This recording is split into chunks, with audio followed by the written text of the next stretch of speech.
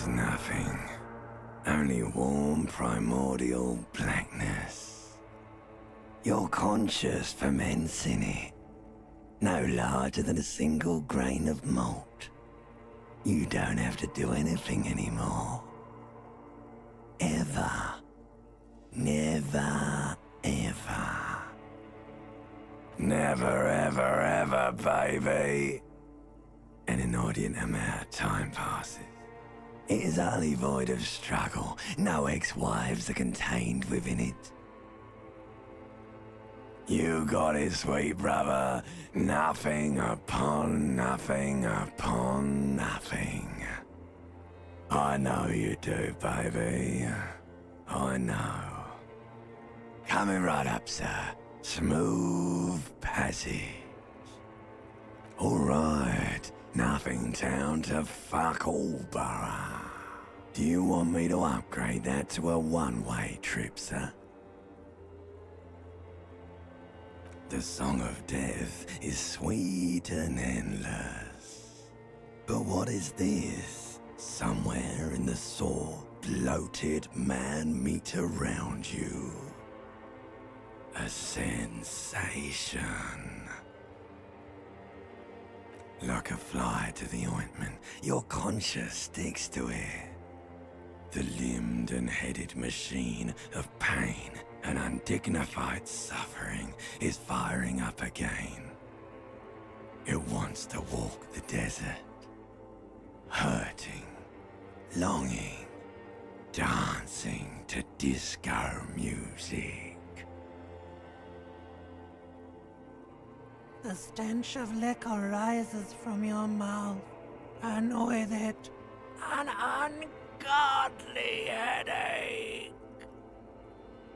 A fiery streak penetrates your skull, trying to force your eyes open. It's a sound, a clarion call from hell. Somehow, you know what it is. A Caprice Canema motor carriage.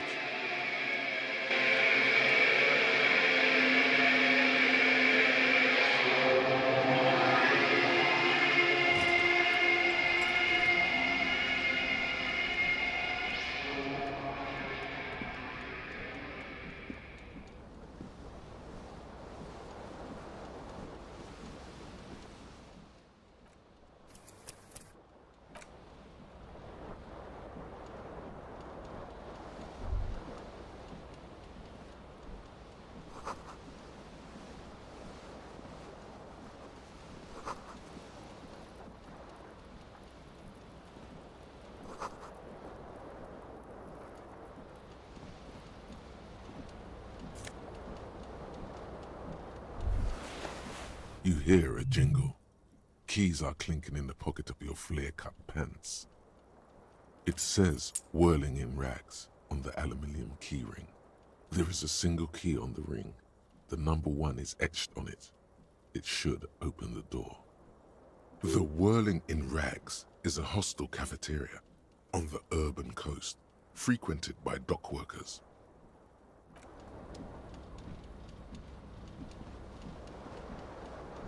The window stands broken in its frame. Cold wind blows in. The shards face outward. Whatever broke this window came from the inside. A fine web of scarring covers the back of your right hand, but none of it is recent.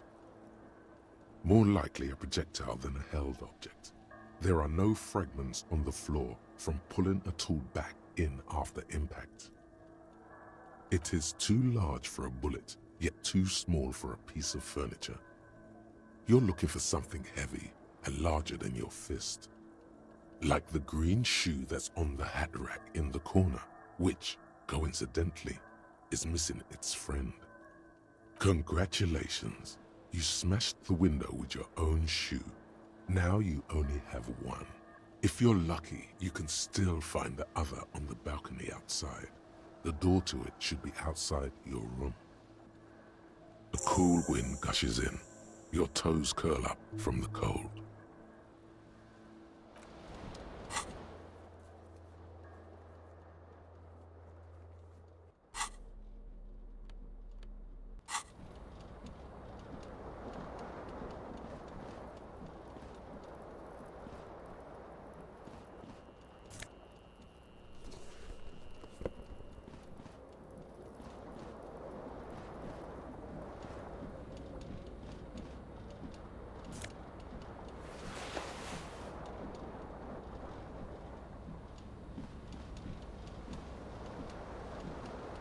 This fan has two chain pull switches.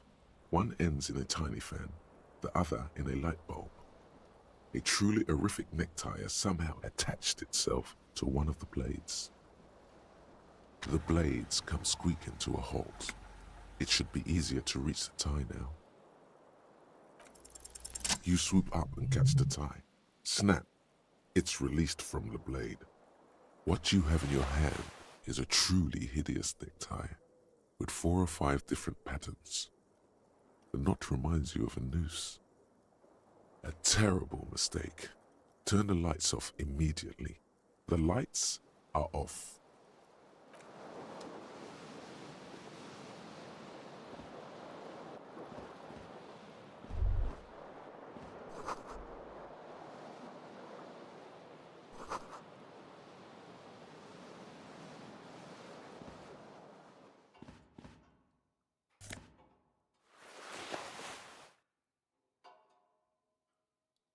A mirror hangs above a bent and broken sink.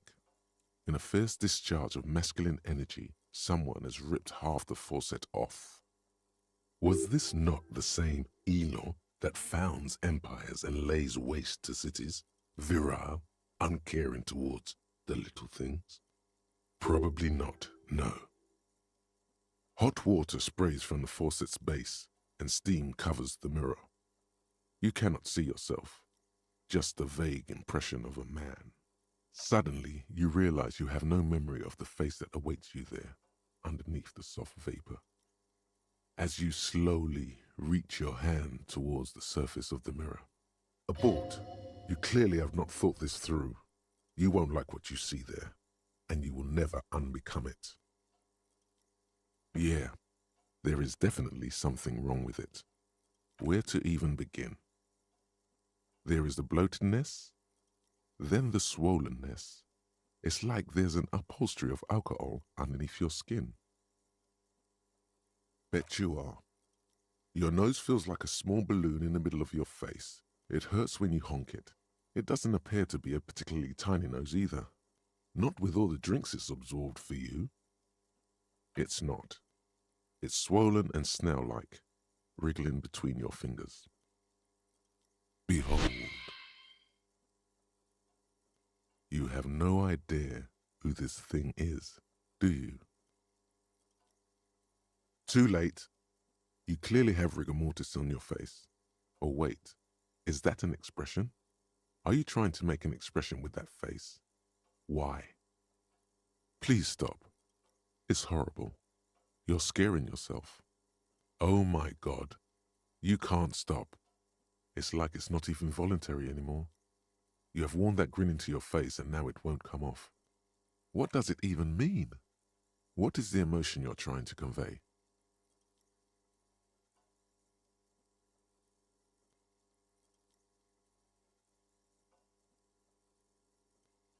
You are correct.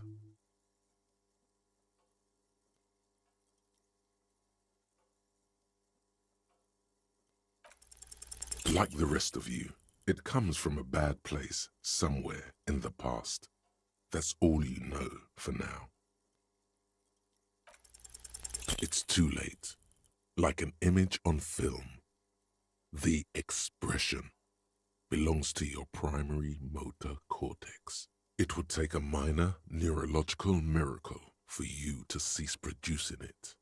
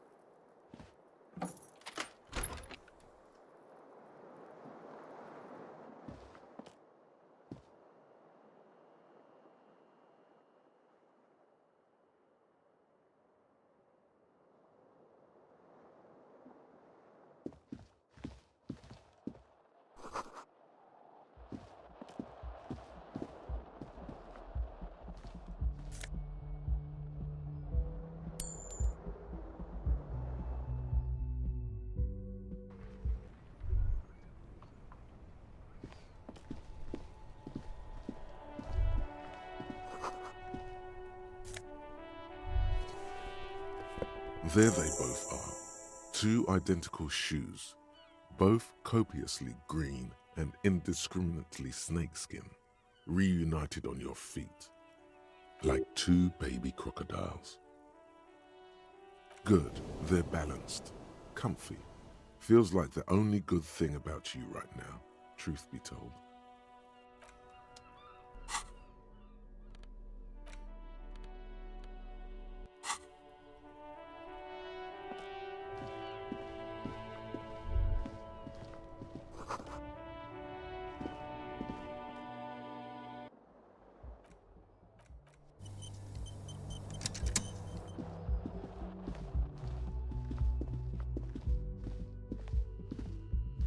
Hello, officer.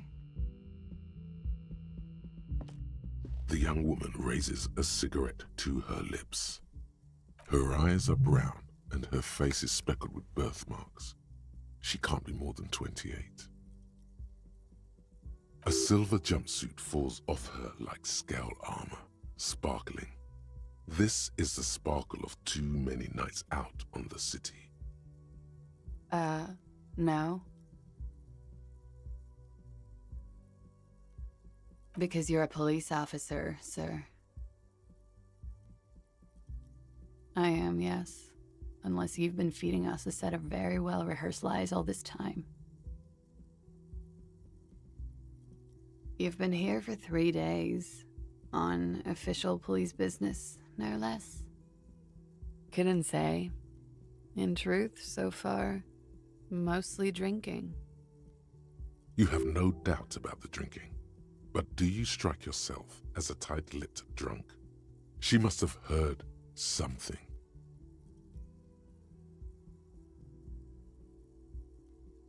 Could it be because of the drinking? She hasn't had time to put her makeup on.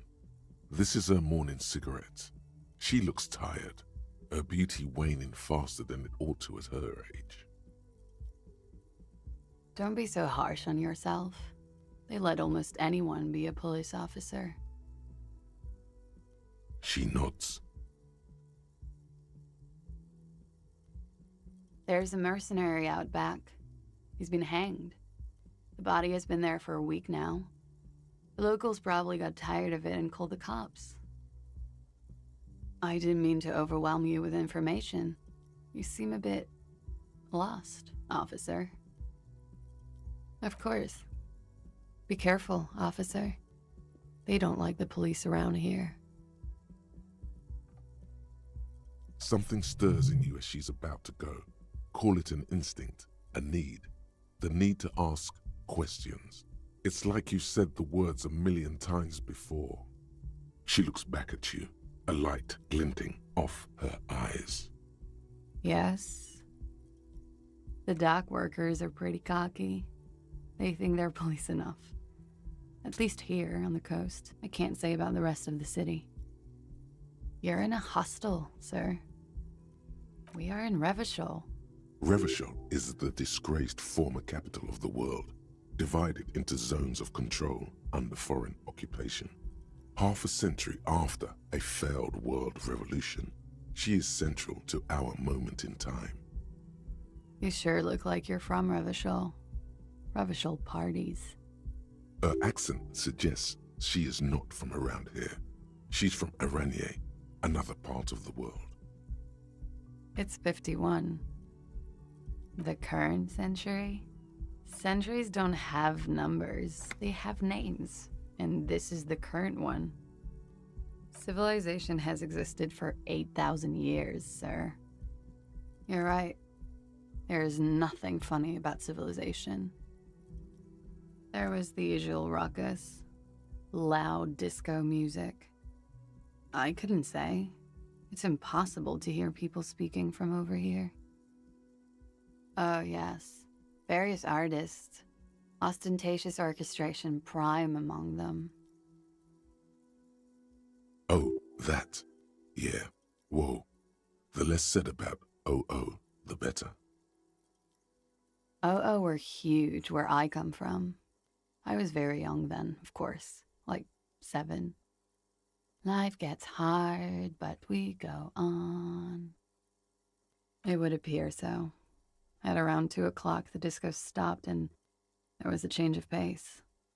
A slow, sad song started playing, like organ music on repeat. That went on for quite a while. Some of the time, you were yelling along to it. Yes, there was a church in there, a really small church, like the smallest, saddest church in the whole world. It was about that. And also, that it doesn't matter anymore and that we're alone now. It was difficult to tell. The song itself was very quiet and soft, but you sounded like a winded boar, sir. It was hard to understand what you were singing on top of it. Then you started screaming and trashed the place. A window was smashed. The tape player, probably. The song stopped. And furniture, too. A real destructathon. There was screaming. Then I think you passed out. There was. I think you screamed that you didn't want to be this type of animal anymore. I may have misheard, but it was sort of memorable. I went out afterwards. Everything was quiet by then, around 4 or 5. And that was it. Glad to have been of assistance.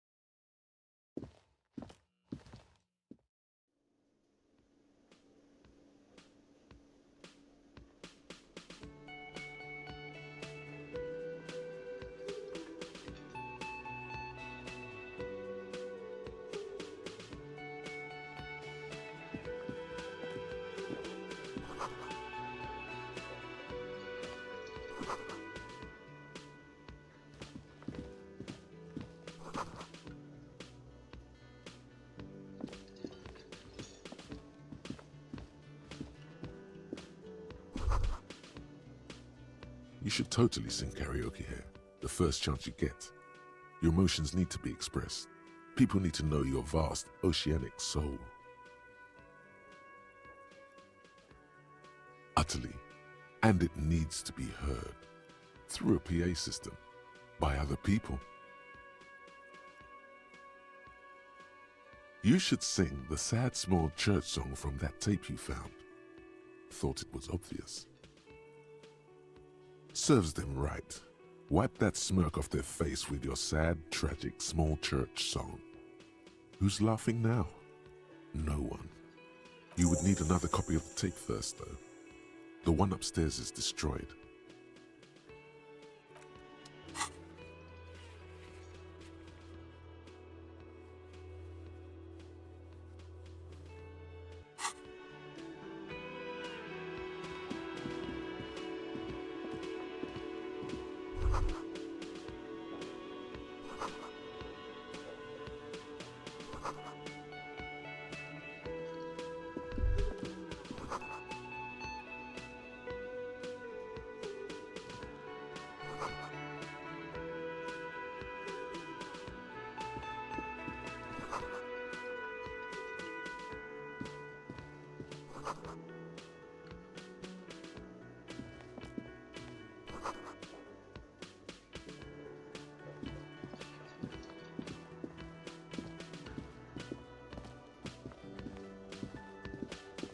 A man in his late 20s stands behind the counter, inspecting a stuffed seabird.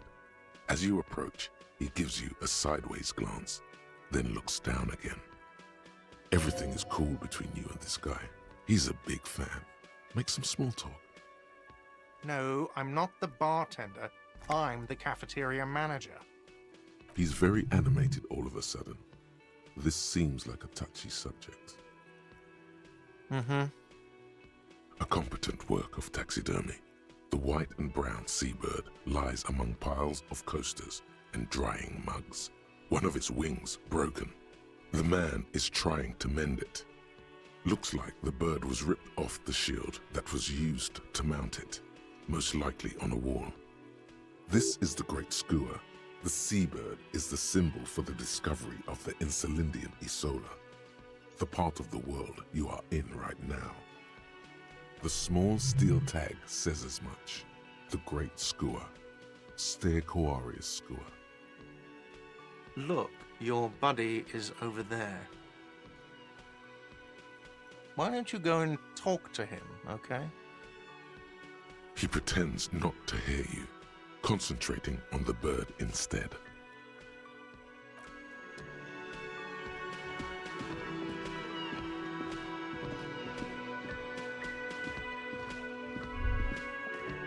Hello, sweetie. You shouldn't keep your colleague waiting.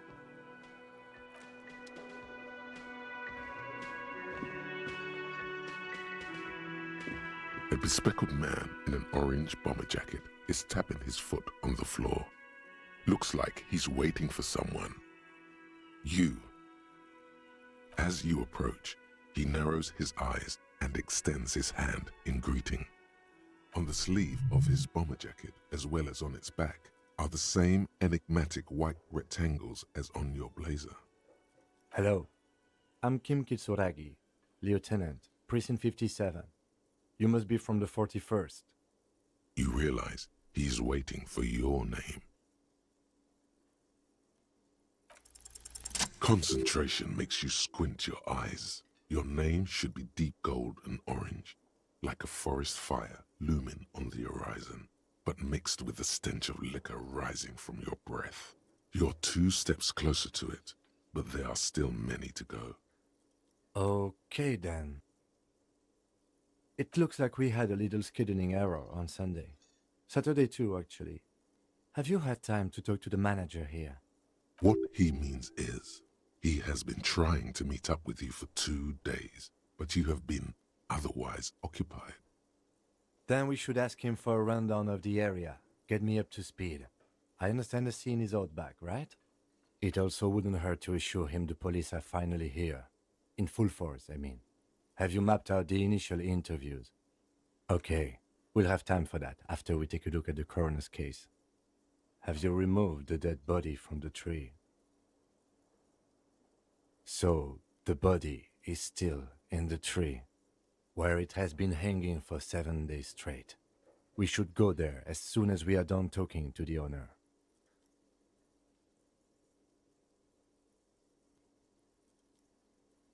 After you, officer.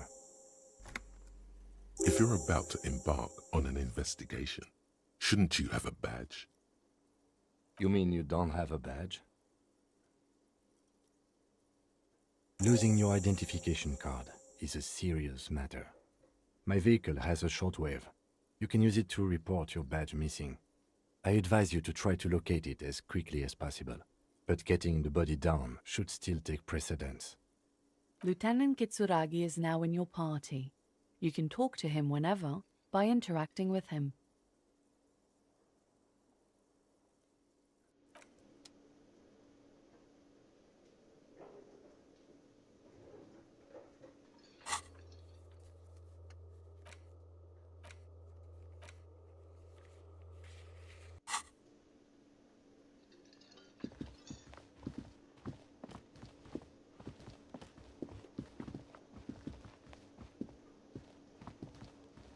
The man with the unimpressive beard notices you approaching. He drops the ledger he was holding and turns to the lieutenant.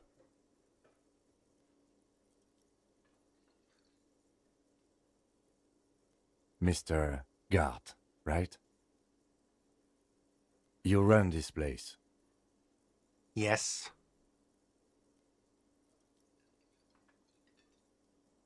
I am Kim Kitsuragi from Precinct 57. This is an inter-district investigation, so joining me from Precinct 41...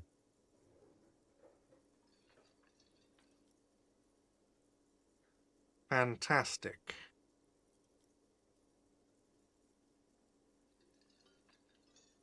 That's wonderful, really. I think so. But there's a dead body out back.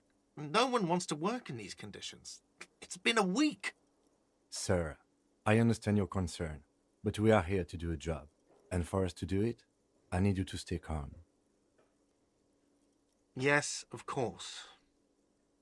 I know it took us a while to arrive at the scene, but it also took you a while to call us. It was you who placed the call, correct? No, I only just got here. It was probably Sylvie who called you. She usually works the bar here. I'm only temporarily taking over her duties. Do you have her number? As a matter of fact, I do. This sounds like something you can use to call this Sylvie later. You said you just got here. From where? Are you a local? What, of Martinez? No, I live in Jamrock. I only sometimes come here to keep an eye on the place. This is just one of the many, many cafeterias I manage. But you still know your way around, yes? In case we need directions. Yes, I know where some things are, but as I said, I don't live here. I just used to work here. And I'm not going to start working here again, if that's what you think. I didn't imply that. Detective. He probably means this is where you step in and ask your questions. His face expresses profound doubt in your having this. Ask him about the body's location before asking if he killed him. People give up information in the more innocuous questions, which you can later use in the more sinister ones, not vice versa. She went away because none of your business. Have they not been telling you you're a cop? Okay, you got me. She went away because of the dead body out back. And because I asked for her number. That's why Sylvie went away. I hope you appreciate that. Thank you. Is it? Because I thought you were supposed to be investigating the lynching, not my employer conduct.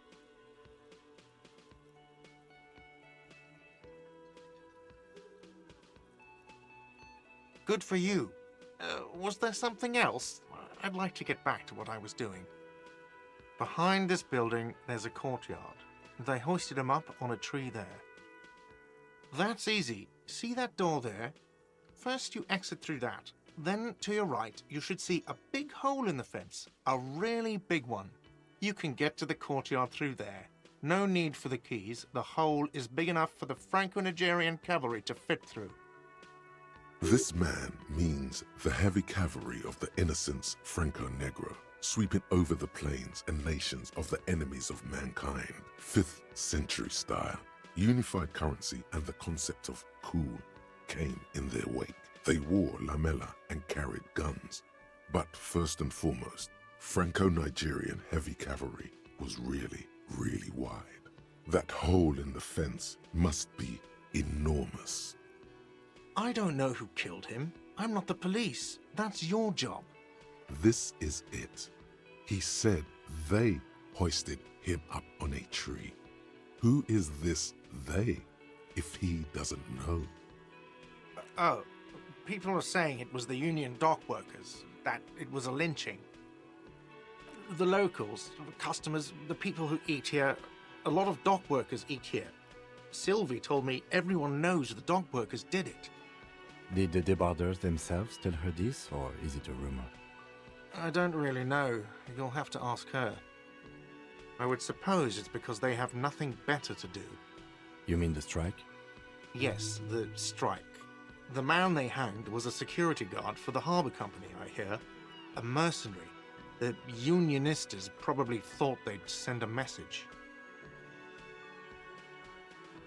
The lieutenant turns the page in the little notebook he's been scribbling in. Let's go. Not so fast. You owe me 130 real.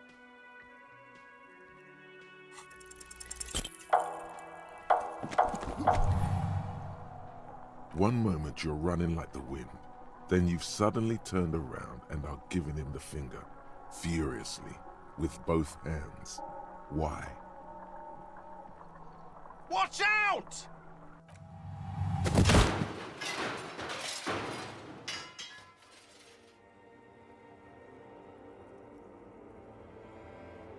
Everything goes dark. Back so soon. It was no accident. Those were disco moves from your spinal cord. The spinal cord has yet to reveal itself to you. Its mysteries are unholy mysteries. You are way cool.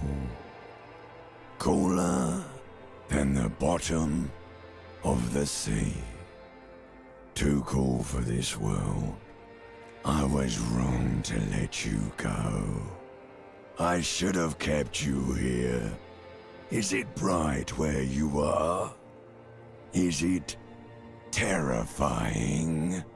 Have you felt the love? That is too bad.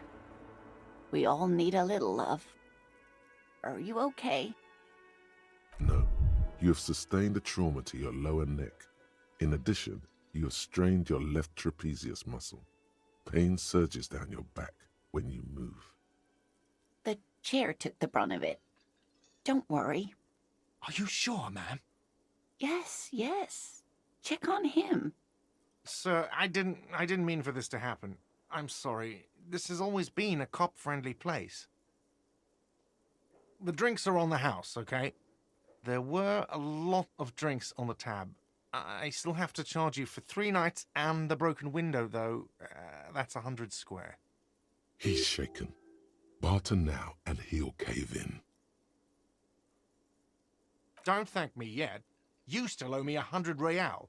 If you don't have it by tonight, I just can't let you up there. And for God's sake, watch out for yourself.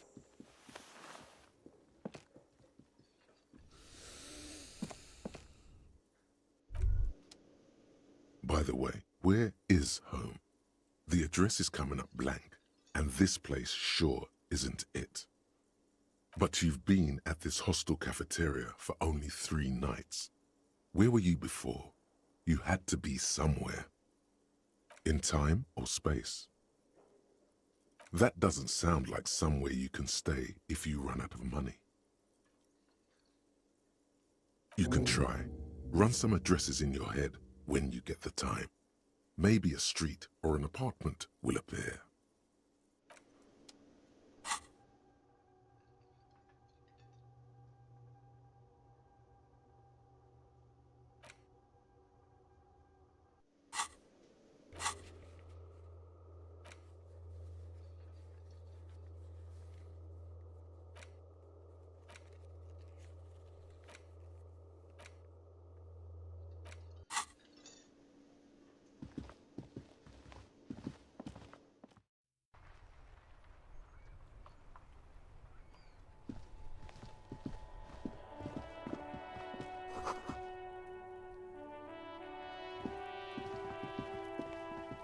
You see a set of tire tracks in the brown slush that covers the plaza mosaic.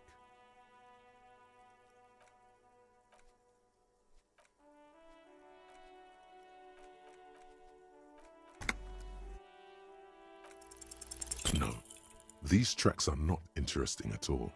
Let the street sweeper just sweep them away. Hard to say. Your vision is blurred and you're having difficulty concentrating thanks to your relentless hangover.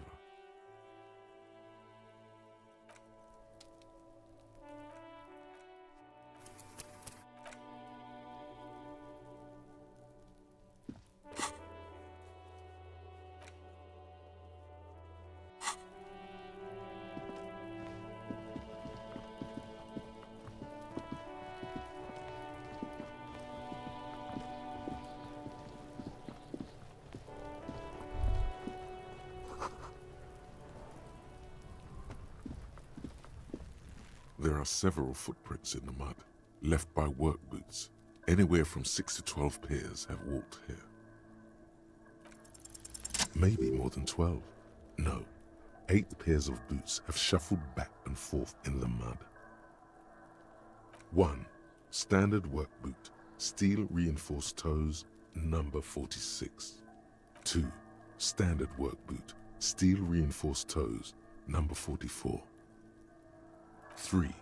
Hobnailed work boot, steel reinforced toes, number 43. 4. Standard work boot, number 45 or 46? You don't know. It's a miracle you can tell the prints apart as it is. The cold must have preserved them. 5. Another standard work boot, steel reinforced toes, number 44. 6. An aberration, light as air, even pace, same make of boot, but number 41. Impossible to tell. Could also have been an adolescent.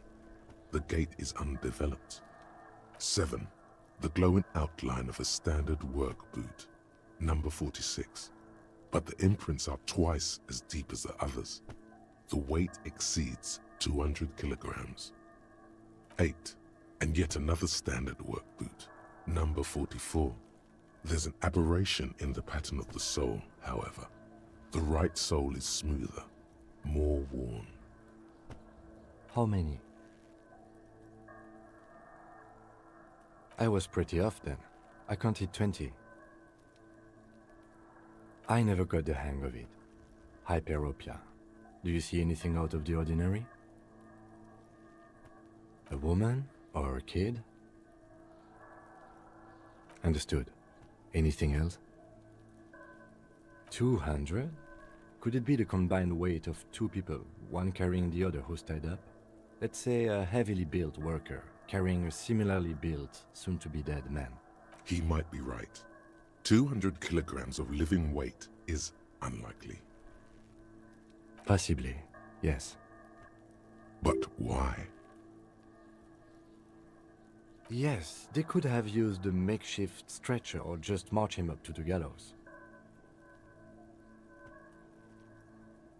Even easier to carry on a stretcher, or between two men.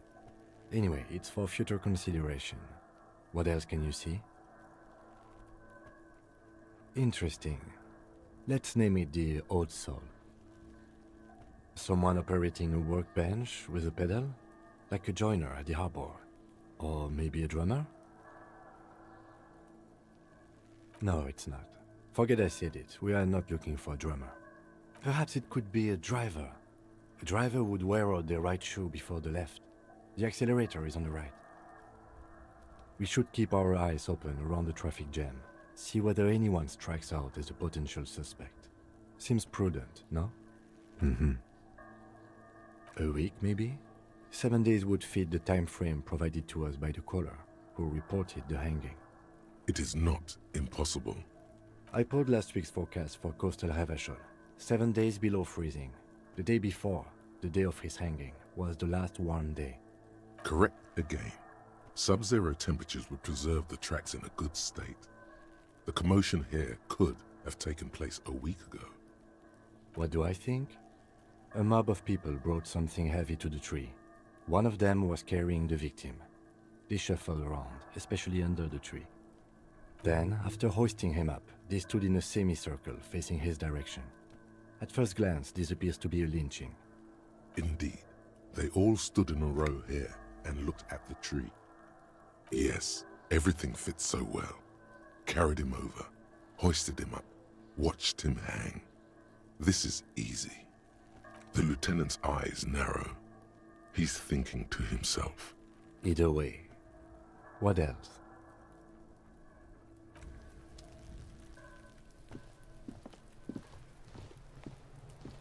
Kuno's got this!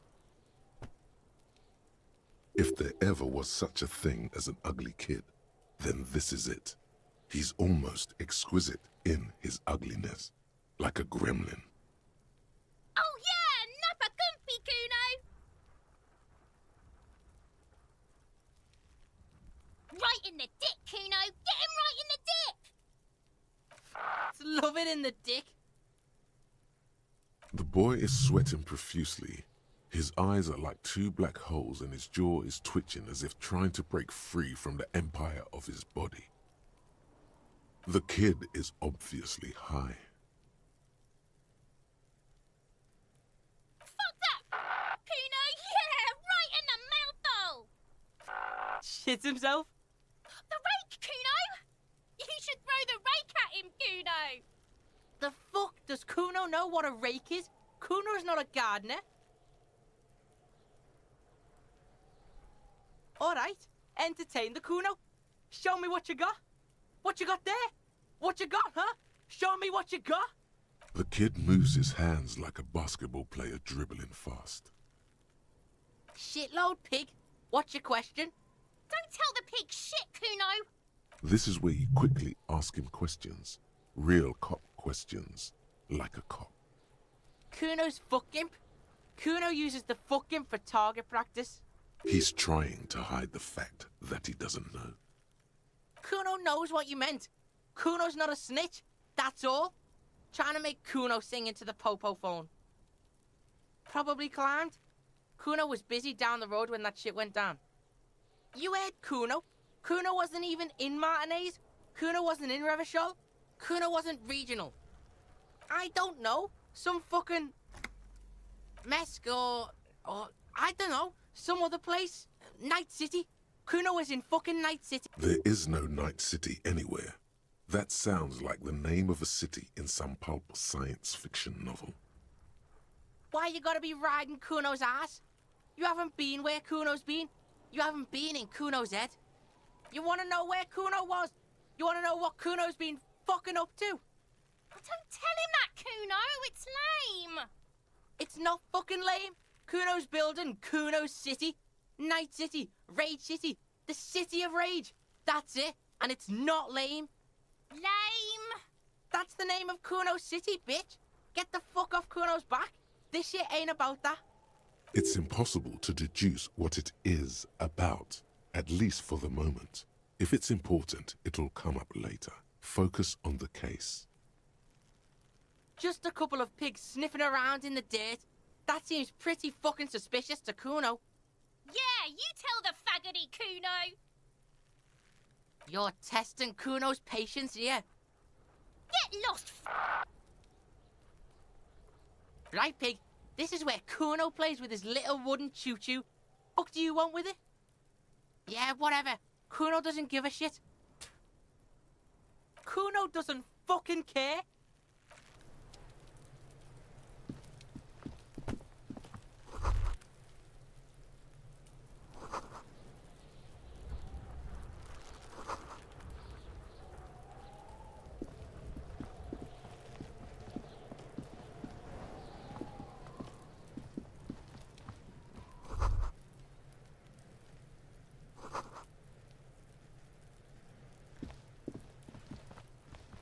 This trash container is locked.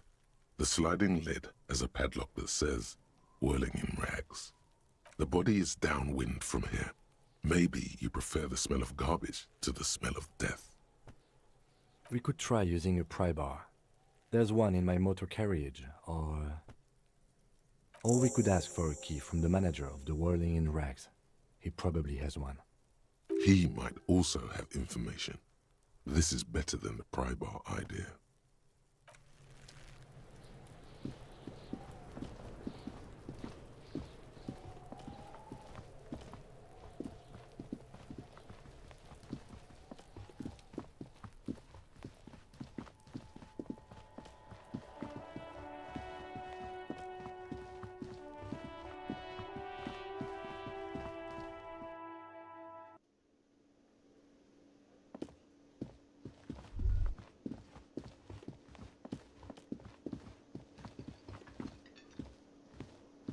Can I help you? Mine? No, it belongs to the Whirling in Rags. Thank you for clearing that up. Why do you keep the container locked? Why? To keep the hobos and drunks out. That's why. And the neighbors too. They put their trash there and they don't pay for the garbage company. I thought as much. And are you the only party with access to the trash container? Well, yes. Us and the garbage disposal company. It seems a little callous, doesn't it? Something stirs in you. Prod at him and find out. What do you need them for? It concerns the case. Please cooperate. Just bring them back once you're done, please.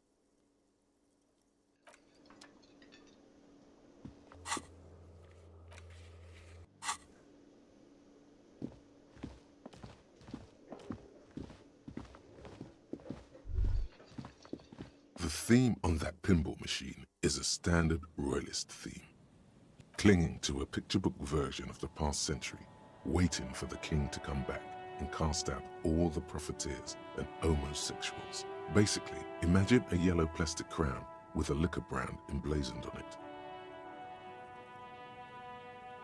It comes free with a six-pack of Vermilion Roy d'Or. The words Roy d'Or are stamped into the crown's plastic. The sentiment is called anti-centennial nostalgia, pining for a time before the turn of the century. It's common even now, after 50 years.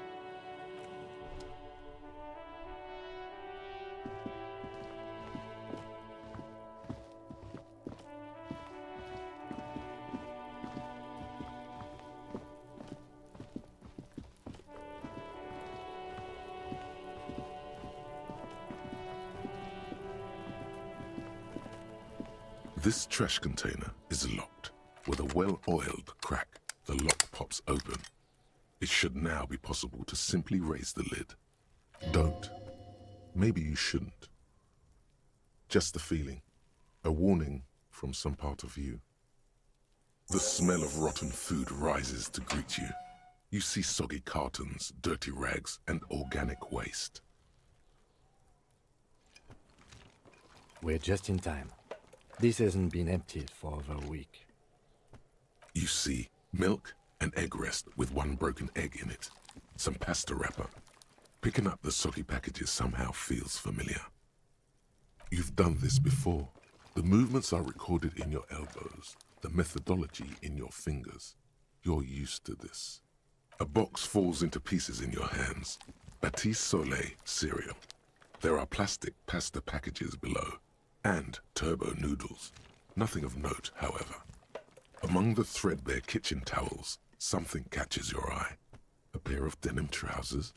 As the legs of the slime-covered jeans begin to unspool from the garbage, a rank corpse smell fills the air.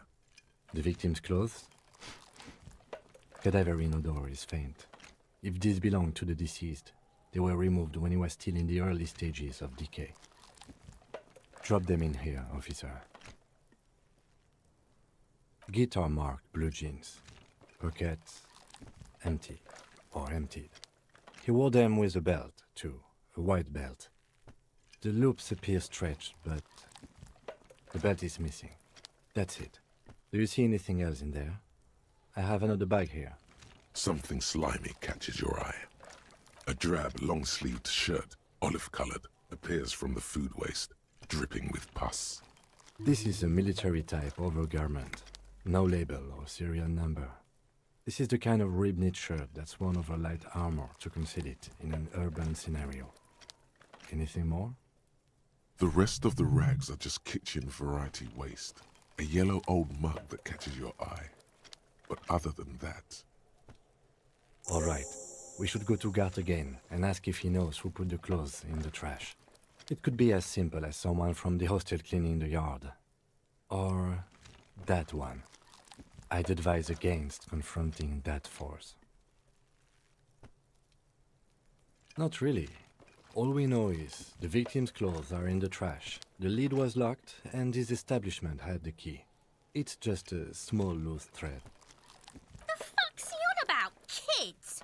You hear that, Kuno? He thinks you're an infant or something. See? The lieutenant nods, then looks back into the trash container. It's just organic waste, cold and slimy on your hands. Apple and potato peels, mostly. Unidentified sludge, and the occasional chicken bone thrown in for good measure. But hey, what's this? A blue piece of plastic sticks out from the apple peels. It's shiny. Looks like the corner of something. Something larger. A clipboard. A blue plastic clipboard with moist papers hanging from it. They look badly damaged, but you can still make out forms and notes, written in a man's handwriting. Officer, is that your paperwork? It is. Look, the plastic has the RCM street grid on it. You've even got an autopsy form in there. If you don't mind me asking, how did this get in the trash?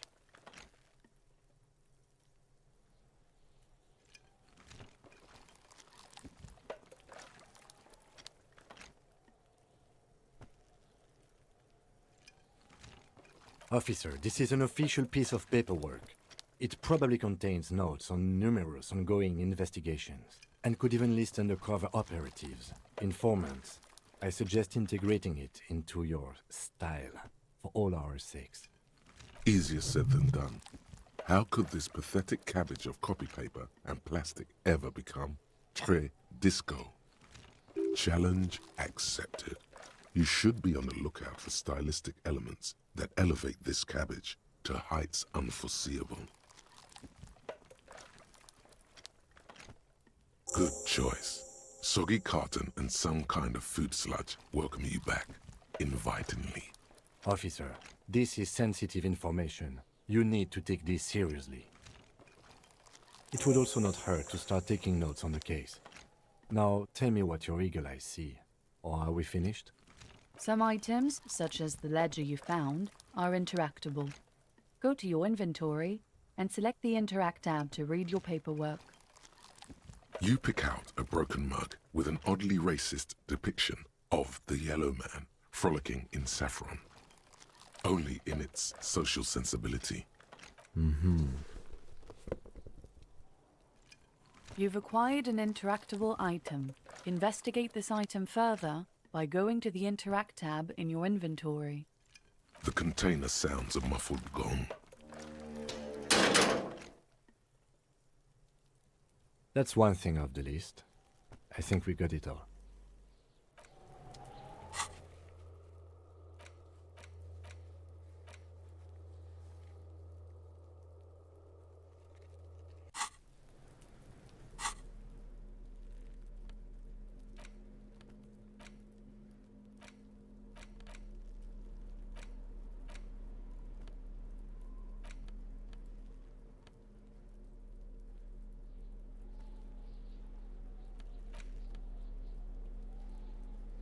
It's the ledger you found in the trash. A pitiful cabbage of white and yellow papers hanging from plastic board, barely held together by a metal clip. This sad display is made complete by the faint smell of urinal cleaner. There's a piece of toilet paper, or is it cleaning tissue? No, it's toilet paper, desperately sticking to the back of the blue plastic clipboard. It's a metaphor for you. Thank you, waterlogged ledger, for spelling it out for us. It's just toilet paper sticking to the back of the plastic clipboard. You can take it off if you want.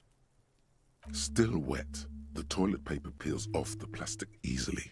All you have to do is shake it off with your finger and voila! The ledger now looks marginally better. An aluminium block runs the width of the board, biting down on the paperwork. Its crocodile teeth are the only thing keeping the papers together. A regular pencil, the tip worn down to nothing, has been attached to the clip. The surface is interrupted by a silvery sticker. It's rectangular, sparkling with iridescence. You don't know how you didn't notice it before. Looks like an official mark, made to be low visibility outside the right circumstances.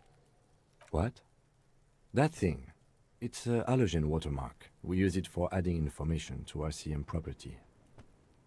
It depends. Aside from an anti-counterfeiting stamp, mine has my station number and address. The information varies by date of issue. Maybe yours will have how many cases you've solved. Any capable light with the right wavelength will do. All RCM vehicles have headlights designed to reveal halogen watermarks. Mine too. This means you can read the watermarks if you just turn the lights on. Okay. While a bunch of sodden papers sag from the clipboard in your hand, it's a sorry sight.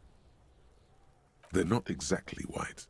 They're yellowed in patches by sunlight and alcohol, and covered in dense blue handwriting. Ink escapes into watercolor patterns, reaching its tendrils across entire pages. The paper itself is checkered, with faint red lines forming short paragraphs. Once in a while, there's a red stamp that exclaims, "Case files commit to paper." The case files themselves are plenty. You count more than 100 sodden, crumpled up, earmarked pages falling apart in your hands. They appear to be sufficiently organized and extremely dense, if mostly illegible. Work, strife, poverty, the Jamrock Quarter. These are handwritten logs of investigations dating back to January 51, this year. The exact number is hard to estimate due to missing pages and an odd naming convention. But there are at least 20, maybe 30 cases undertaken, not completed, mind you. It's the middle of March. You have attempted 2 cases a week on average. The notebook is annual. It says 51 on what remains of its cover. A molten strap of cardboard. Everything prior to this must have belonged to a previous volume. In short, there was more. The notebook is annual. It says 51 on what remains of its cover. A molten strap of cardboard. Everything prior to this must have belonged to a previous volume. In short, there was more. Huh? 2 complex cases to undertake is a lot, yes. You really have to push yourself. I would not suggest it, lest you start making mistakes. 2? That's a lot. I didn't mean to say you are making mistakes, by the way. That was presumptuous of me. I prefer a normal caseload. It's a matter of method. Like a fan of gills, the checkered papers dry in your hand. The handwriting is extremely dense, if mostly illegible. Yes, it appears you employ a, shall we say, robust yet literary system. Each investigation has its case number written on the margins.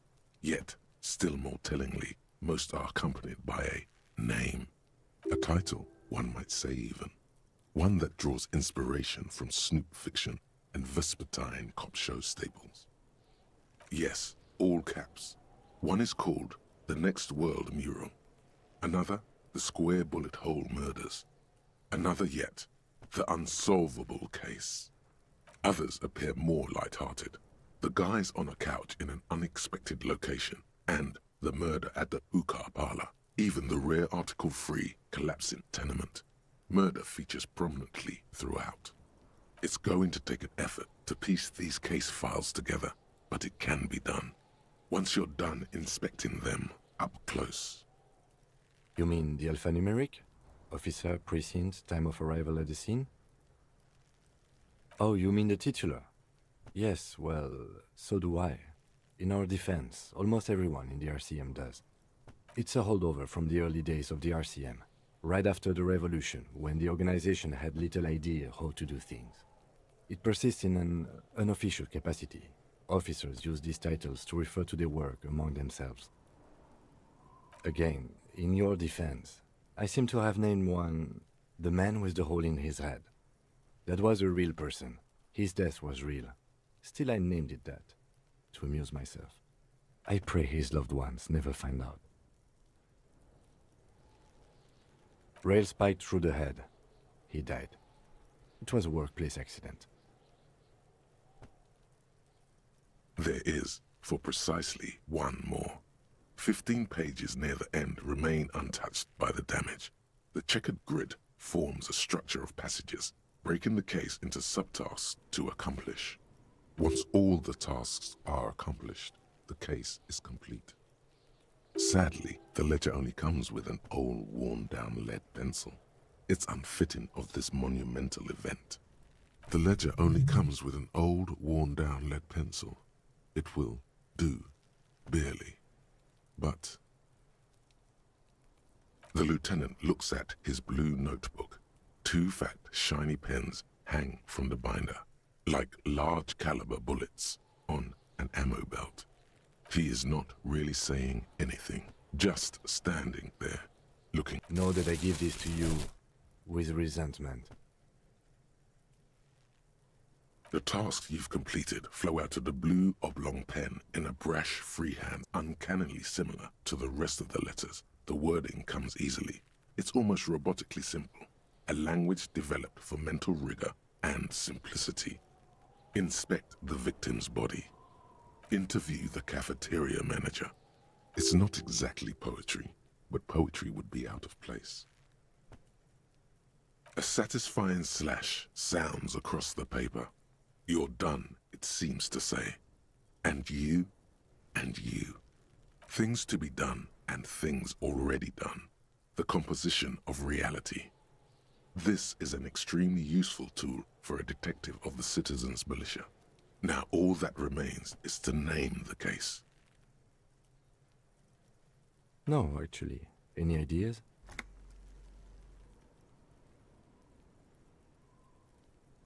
Great. That's great. That's actually what I was thinking too. The Hanged Man. Good, strong name. We have a very good name for the case now. I'm going to start calling it the Hanged Man. It's good we sorted this out.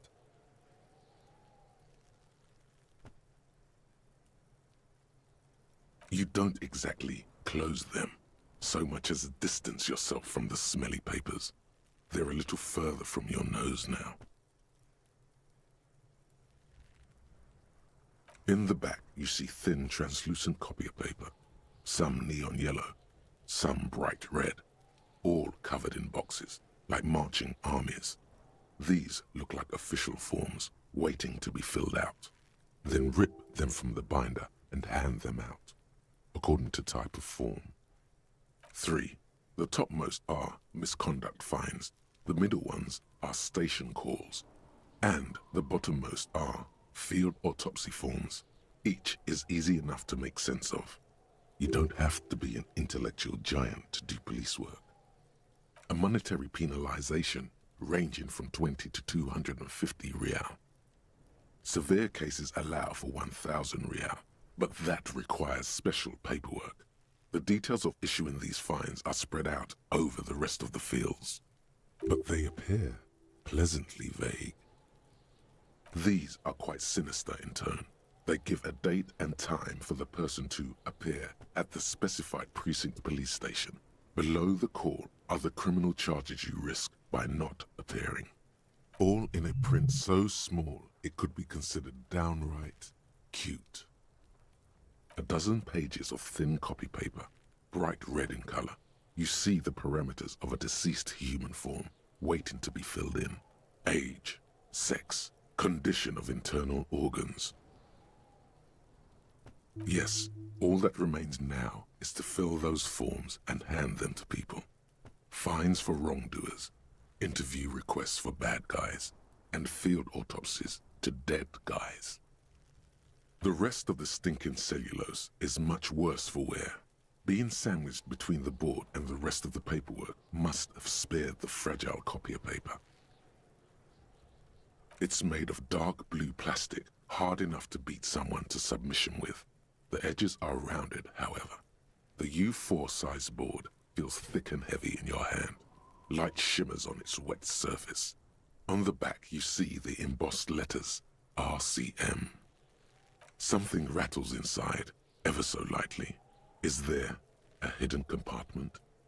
And something small inside, light, made of paper or cardboard, or dried flowers perhaps. Permeables. It's not hidden per se. The compartment is made for permeable materials that would get damaged if something happened to it. The plastic shimmers like lapis lazuli, but it is not see-through. You cannot see to its center. With your hands, U4-sized pages hang from the clip screwed to the top of the board. The acidic stench of rotting food is rubbed off on the cellulose. It now forms the base of the experience. This base surrounded by a faint air of spoiled meat, the stuff of death itself, and then sprinkled liberally with the citrus zest of toilet cleaner. You know, like the bits they put into public piss bowls, probably called Fermi Discrete, or Axle, or something. At some point in its journey, the ledger has seen the inside of a public toilet. Remember when I said the smell of the upstairs bathroom was so rank they should have sent a poet to describe it? Why, yes it is, among many other things. This cleaning tablet is used by the whirling in rags. Perhaps that's where the ledger was dropped in the toilet. By you.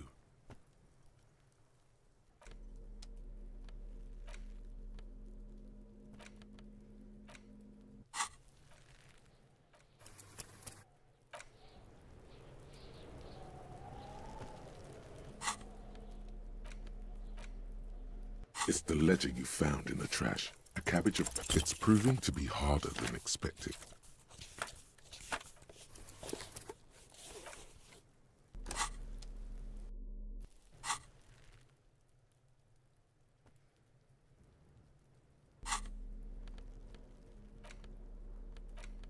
It's the ledger you found in the trash. A cabbage? Yes. You can piece them together using the alphanumeric code on the margin.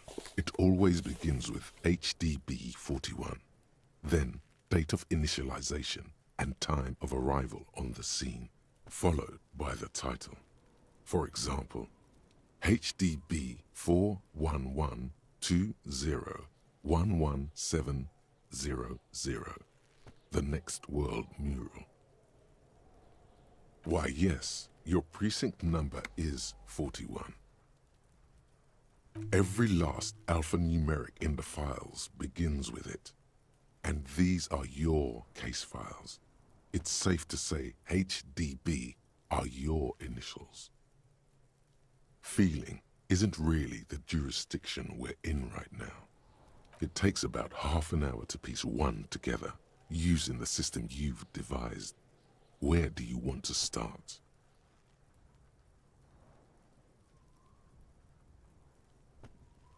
AKA Leslie and Burke, AKA the public indecency drunk and the property damage drunk, is a cursed case. It has been passed from unsuspecting officer to unsuspecting officer for 10 years.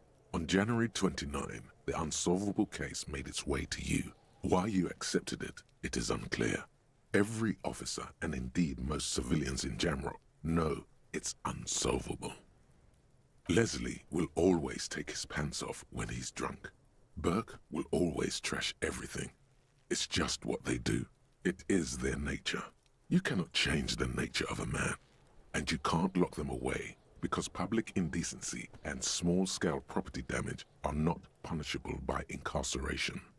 The only way for Leslie to stop flashing his genitals to bypassers and for Burke to stop dismantling signage and rear-view mirrors would be for them to stop drinking alcohol, which, in their 40s or 50s, it's hard to tell because of their distorted features, is a medical improbability on par with you ceasing to produce the expression. Threatening fines, dragging them to the station, locking them up in the hellholes they live in. Locking them up in the station, hypnotherapy, even trying to get the local gang of Zemyaki to take them out. The Zemyaki gave them ethanol, so Burke and Leslie would expose and rampage even harder. You tried it all, and still the complaints wouldn't stop, as they hadn't stopped for 10 years. It's plain to see from the files that you, Satellite Officer JV, and Special Consultant TH, had more important cases to attend to. You uncover cross-reference to several ongoing investigations, each brought to a standstill every time you drive down Main Street. Because there they are, on the corner of perdition. And what is Leslie doing?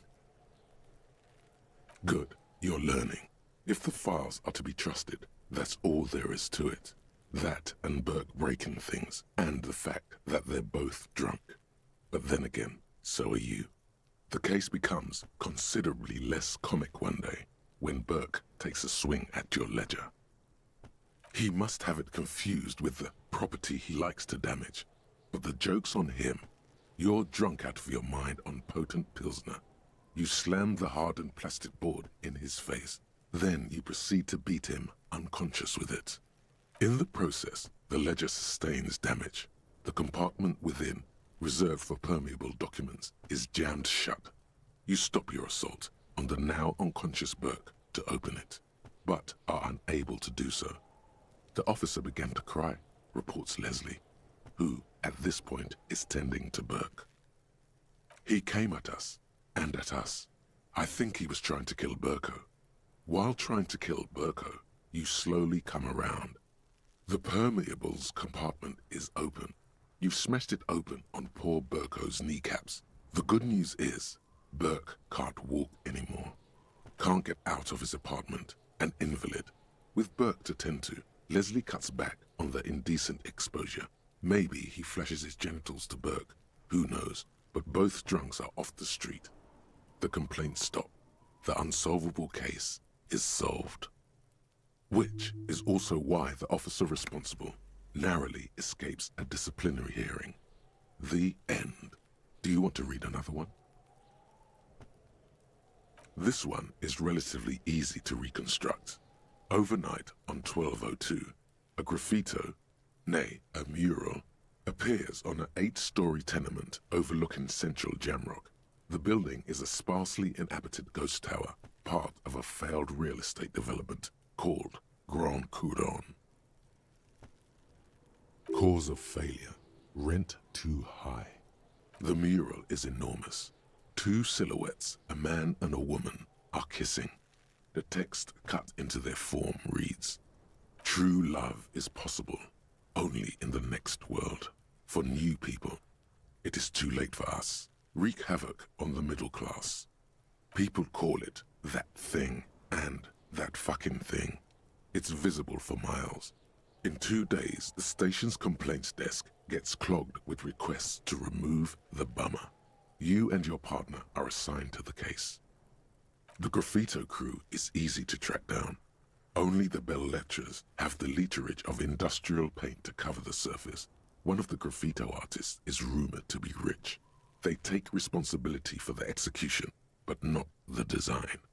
The ideologue of the Next World mural, as the crew calls it, remains an unknown. The case files do not show you finding the author of the design. The crew agrees to clean up after themselves.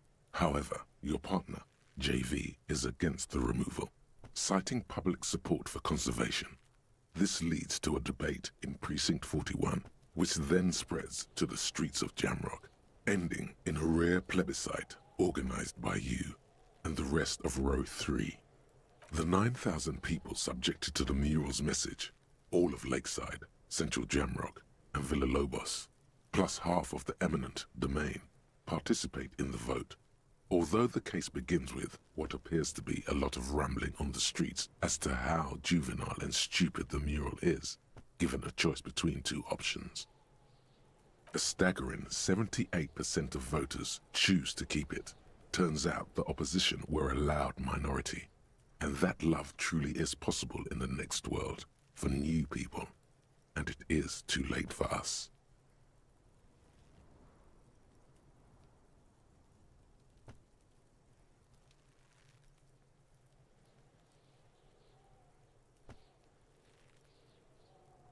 Did anyone ask you what you believe in, man with the smelly toilet ledger? What do you want to tackle next? Or are we done? Not much has changed in the meanwhile.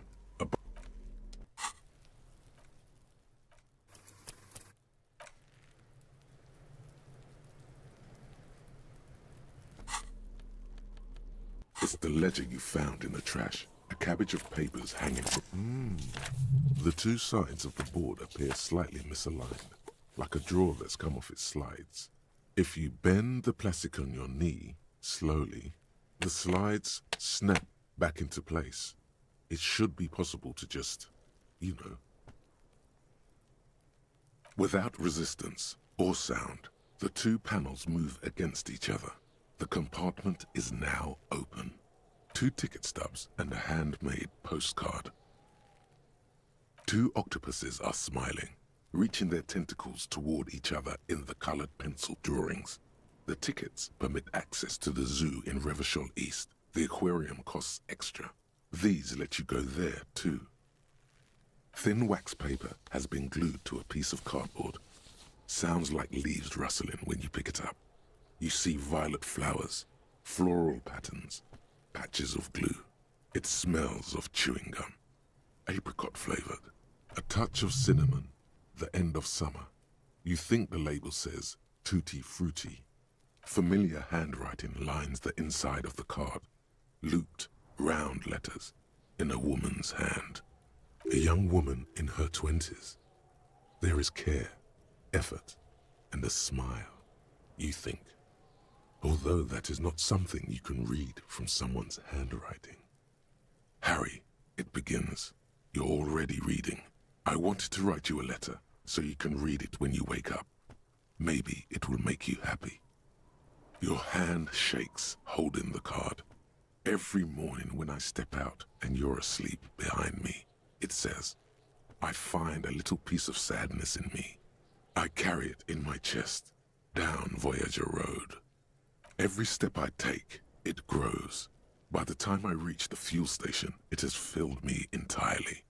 I step onto the light rail and look back. Sparks fall from the bow collector. I know it will be like this until late afternoon, when I get off the 42 and walk back to you. You. Every step I take will get lighter. It almost makes me run. Sometimes I do. I can't believe I met you. I can't believe the happiness I feel with you. You have a vast, vast soul, and I will always, always, always come back to it. Kisses, kisses, kisses. You feel the air sucked out of your lungs and the blood sucked out of your head. Everything around you gets dark. Small white dots appear. Sparks fall like snow from the bow collector. A streetcar distancing. You feel the ledger slip from your hand.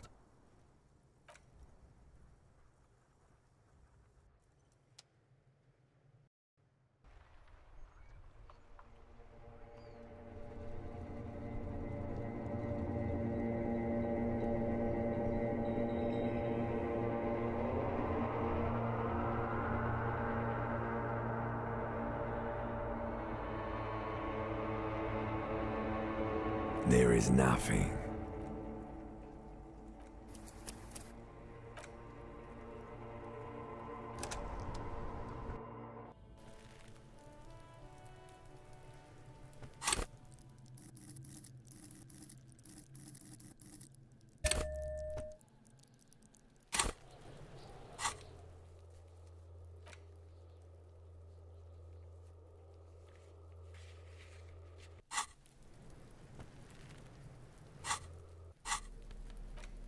It's just a racist mug. What's there to read here? Not much. Oh boy, here we go. What are you going to say about a broken, tossed-away mug that you dug out of the garbage?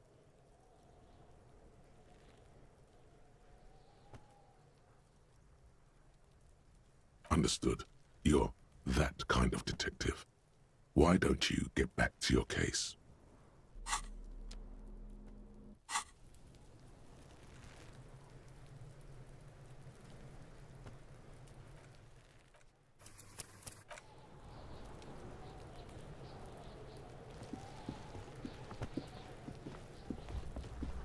The corpse looks at you with bulging white eyes. The face around them does not look human. It's swollen and ready to burst. His lips are fish-like and his tongue like a ball gag in his mouth. You seem to be holding your breath. A cargo belt twists his neck at an unnatural angle. The body below appears stiff. It's letting out an ungodly rot. The smell seeps in even through your clenched nostrils.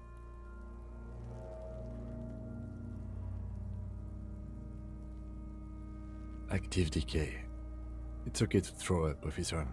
No one is judging. He's about to blow! Cop's gonna blow, Kuno! The smell is repulsive. It pushes in from your mouth.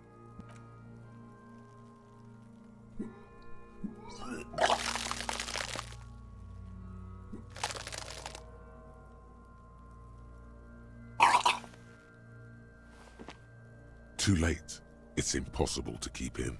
Your body curls and pushes it out, burst by burst, until a pool of vomit lies under your feet and your throat stings from the stomach acid.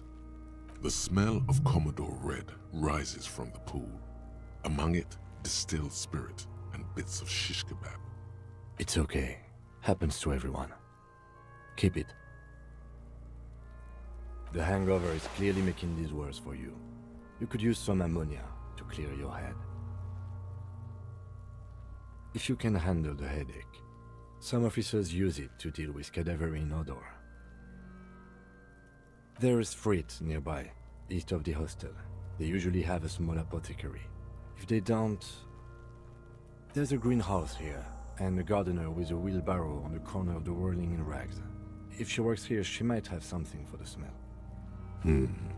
Pretty clever. Acquiring ammonia will provide a modifier to the white check. Modifiers make checks easier and allow you to retry them.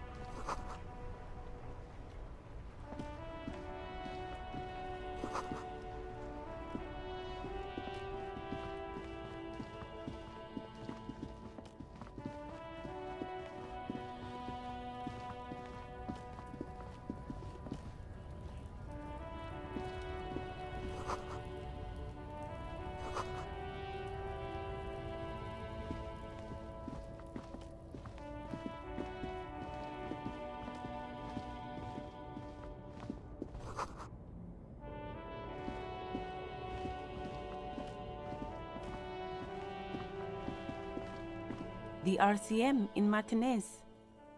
What can I help you with?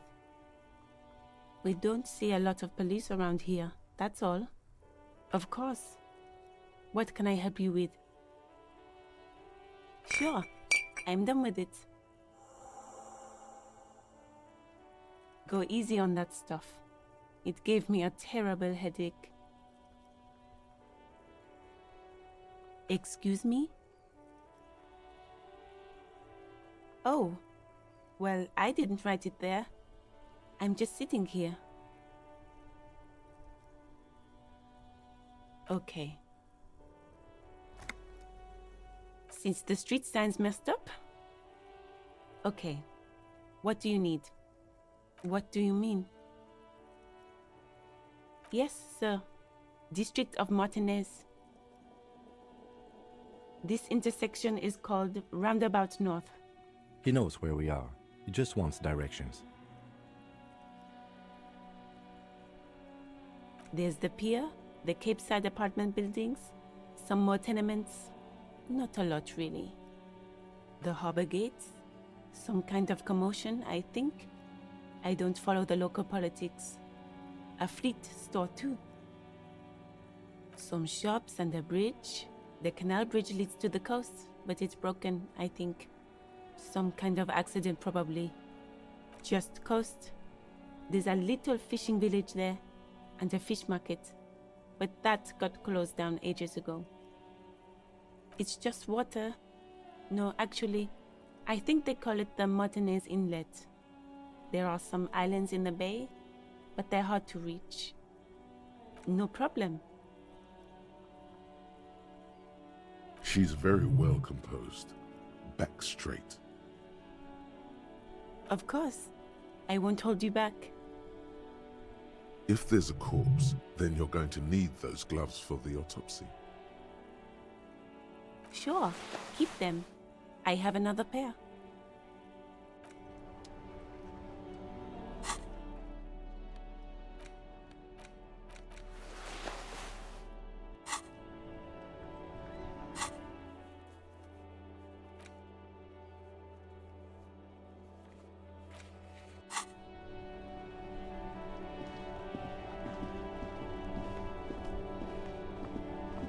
Before you stands a motor carriage.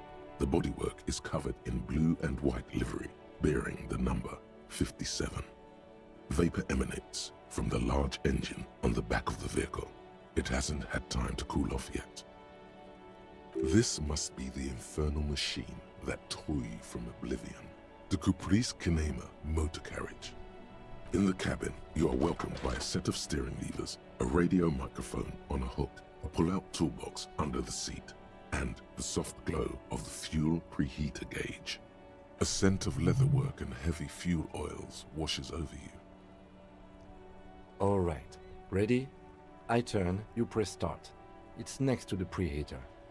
The dashboard lights up with orange glow. The rouse per minute gauge jumps, and the engine of the Caprice Kinema comes to life with a whiny growl. Like a leopard waking from its sleep, yawning and roaring at the same time. The lights unfold with a little click, casting electrical light onto the ground before the vehicle. There you go. I'll turn them off from the remote once you're done. We just need to stand in front of the machine now. The frequency tableau lights up, and the green button labeled Prime Line glows like a feline eye. And then you hear something. The soft purr of electrical kittens, radio waves cast far and wide over the metropolis. A woman's voice greets you through the static. This is Precinct 57. Hello, Lieutenant. How may I assist you? Hello, Alice. Please assist our colleague from the 41st Precinct here. I'm putting him on. Operating the radio is easy. Just be confident. You've probably done it 1,000 times. This is Officer Alice Demetri, Precinct 57. How may I assist you? Under the green Prime Line, a yellow saved button catches your eye. You wonder what the Lieutenant's default radio station is. Of course. What is the number, officer? Yes, hold on. Her number is 005 1944 298. Received. Hold on, officer.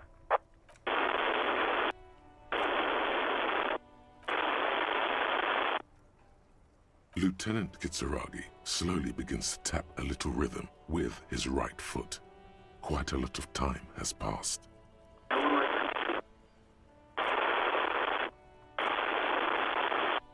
Officer, I have Sylvie Malaika on the line for you. Yes, hello?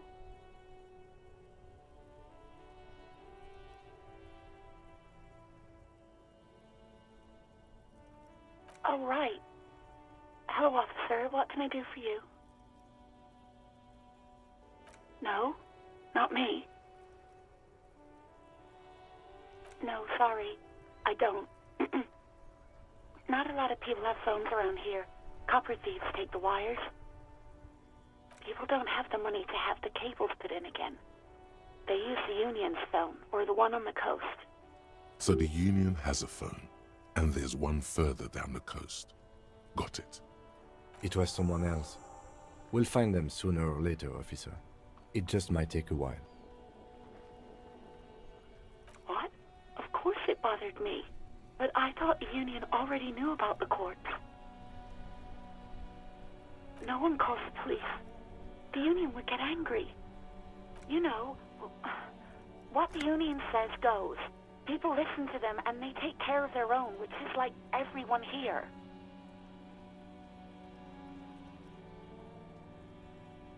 I didn't want to get in trouble with the others. Push her further. Show her the error of her ways. The other people who live around here. Local people, I didn't want trouble. You don't live here. You don't understand. Squealing is frowned upon here. Everything is dealt with, well, by the Union, internally. Please, I just didn't want any trouble. You do? Oh. What else can I do for you? Yeah, go on. No, I don't know. It wasn't me.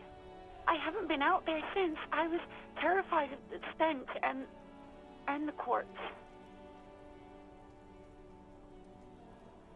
You mean, why did I leave the bar?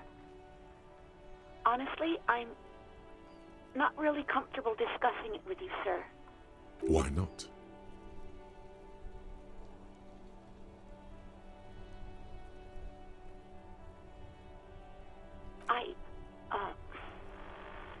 Let's just say I left because I needed to get away from someone.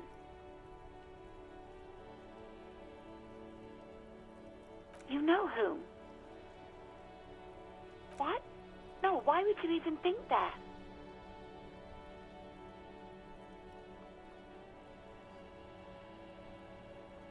Please, don't bring Gar into this. It's none of your business.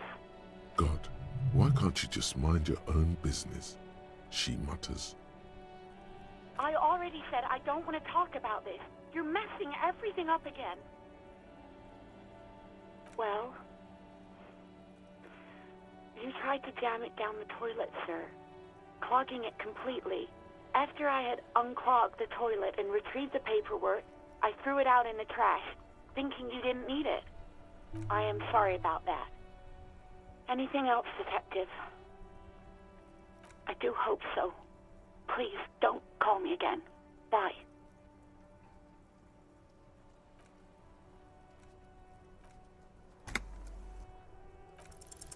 No, she doesn't have a problem with you. It must be someone else she's angry about. Some other guy. Like Gart. Trust me, you wouldn't want to be the guy here. You know how it is. Yak, yak, nag, nag. No, you're the guy. You're Lieutenant Love, matchmaker extraordinaire. Help the poor girl out, lest she turns into a spinster. What misogyny? I'm just telling things the way they are. Can't a man be honest in his own head anymore? You have to act, Lieutenant Love. You have to calm that hysteric down. Tell it you've got everything under control. Then go and have a little boys' talk with God himself. Think you can do that, Lieutenant Love?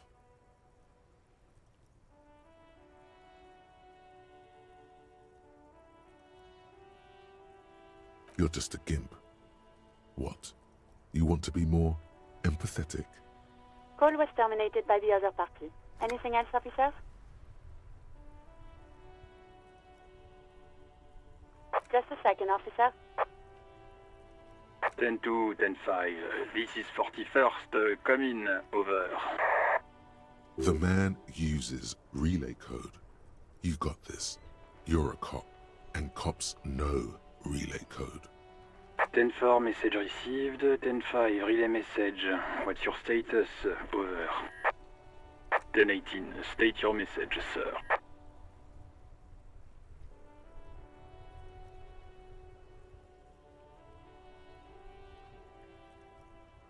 $10-9, over. 10-4, message received. This is a very serious situation. I need to 10-22 the captain. Over. Is it him? What does he want? Says he lost his badge and needs to report it. He what? He lost his badge? Who lost his badge? Dick fucking Mullen. Who do you think? It's Officer Dick Mullen from the bestseller Dick Mullen and the Lost Identity. Dick Mullen is not your name. It's the name of a fictional detective who would not lose his badge. Defend yourself. Immediately. They're laughing at you. He says this has probably happened to other policemen before him and laughs sarcastically. Oh goddamn it! Is he fucking kidding? The whole station's gonna be dicked for this. Satellite Officer Vikmar is wondering if you might be joking and adds that this tarnishes the reputation of the entire station. Over. Mullen dicked us. 10-4, I hear you, officer. I'm just going to make a note here that you are in pursuit of your misplaced badge. Over.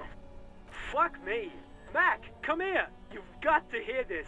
Dick Mullen lost his badge. What's going on? Super Cop here lost his badge.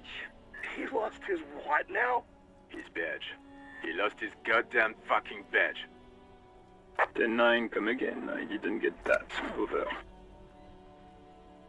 New heights even for Captain Sober.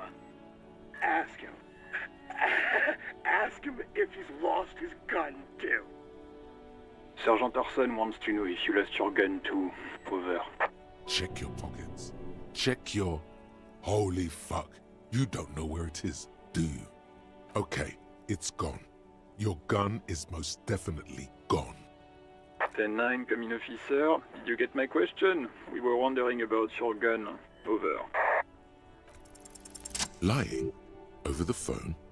It's easy. Just say it like it's the truth. And then it becomes it. He says he didn't. Thank God for that. That would have been a nightmare.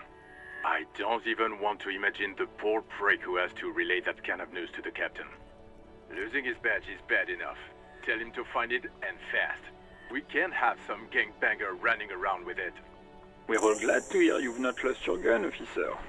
You need further assistance? Over. 10-4, I hear you. I don't have the authority to grant your request, but... What does he want now? He's asking for money. Is he fucking kidding? I don't think he is. Don't give that asshole anything. He's just gonna drink it all. All right, that's a negative on the additional funds, sir. Over. He says it's important to the case. He isn't getting a red cent. You can tell him that. Request denied, sir. Over.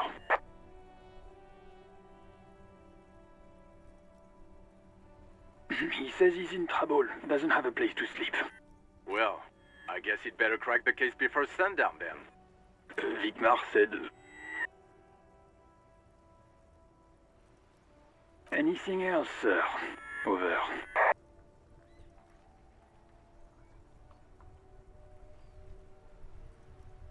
Roger that. 10-10.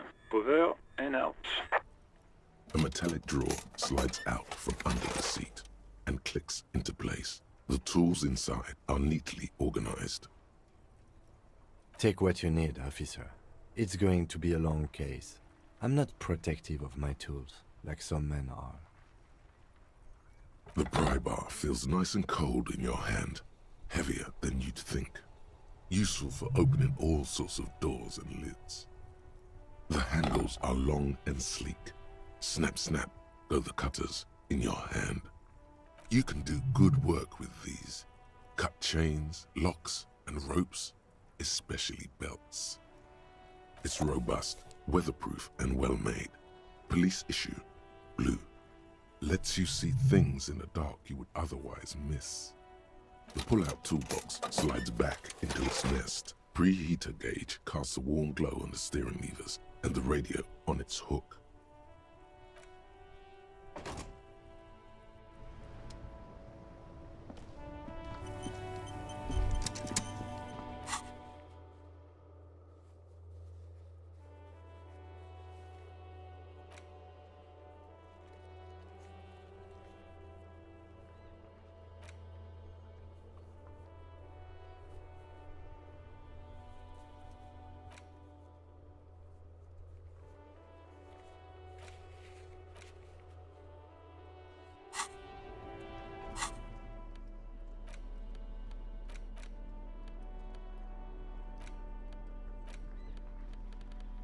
It's the ledger you found in the trash. A cabbage of papers hanging from the board, with the permeables drawer inside.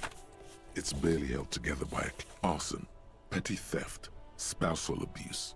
Handwritten logs on dozens of investigations date back to January. You don't exactly close them, so much as distance yourself from the smelly papers. They're a little further from your nose now. It's made of dark blue plastic, hard enough to beat someone to submit. With your hands, you four-sized pages hang from the clip, screwed. The slides snap back into place.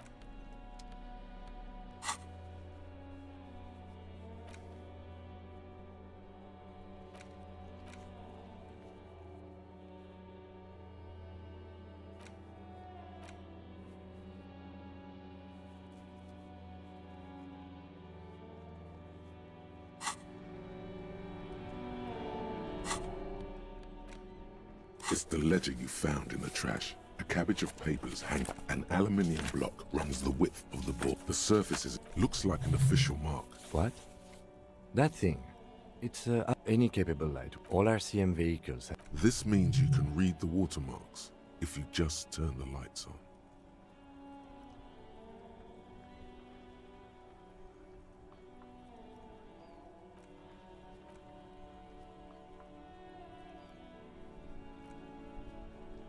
Okay. While a bunch of sodden papers sag from the clipboard.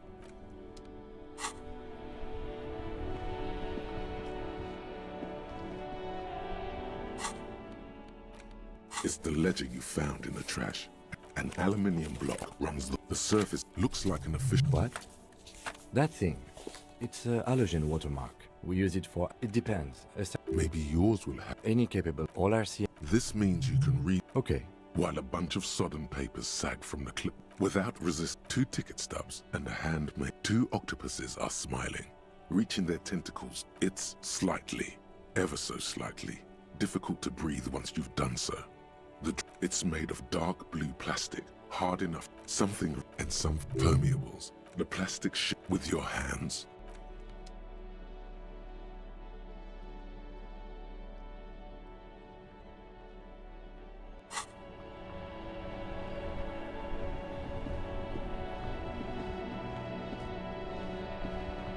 Inside, you see a set of steering levers, a radio microphone, a pull-out tool. The white suede feels luxurious. Your fingers waste no time closing around the handle.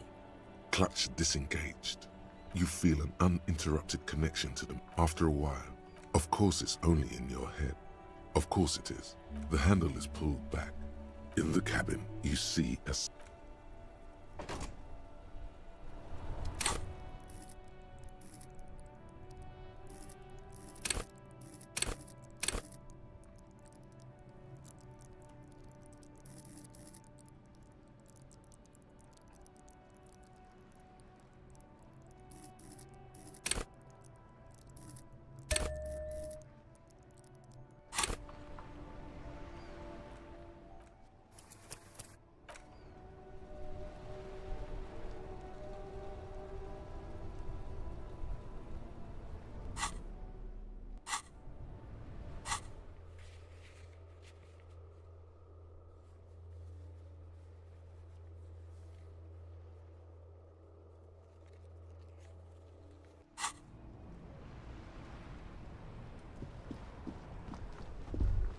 As you hold your ledger's clip under the headlamp, an iridescent hologram appears.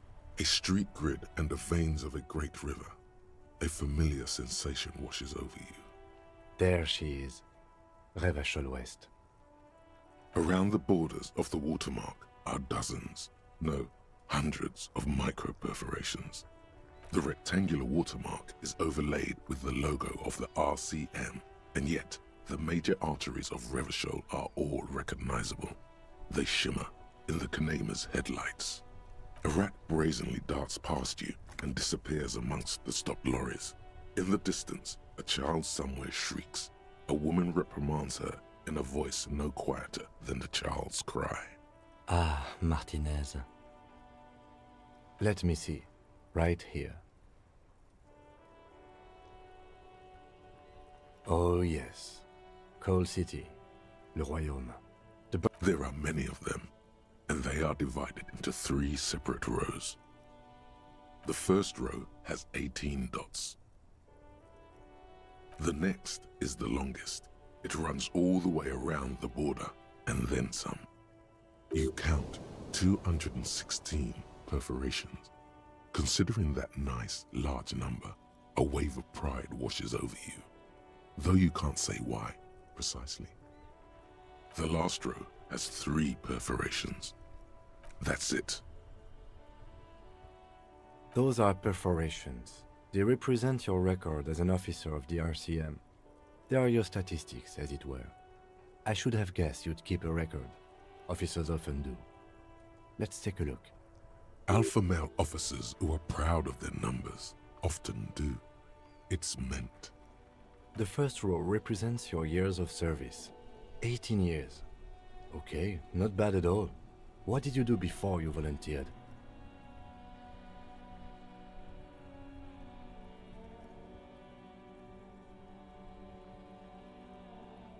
That's what it says.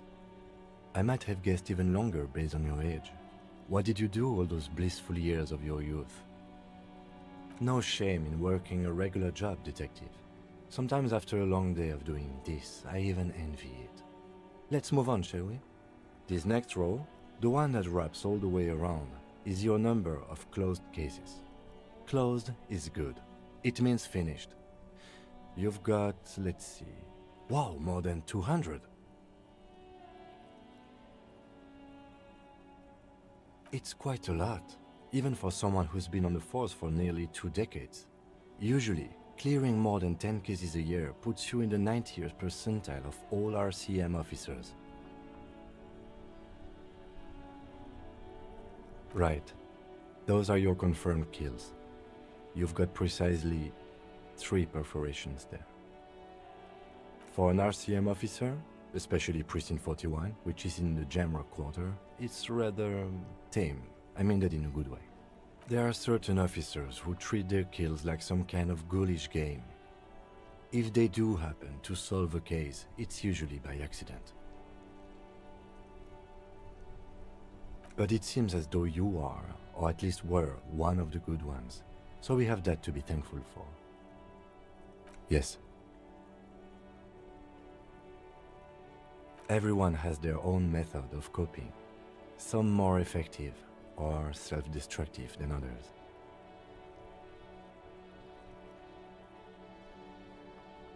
Personally, I find it helps to keep up a few hobbies. Oh, this and that. Let's not get into it now. Why not gardening? You've already got the gloves. The lieutenant nods. Right. I'll go turn off the lights. You can now see your statistics on your journal page, to the right of the task description.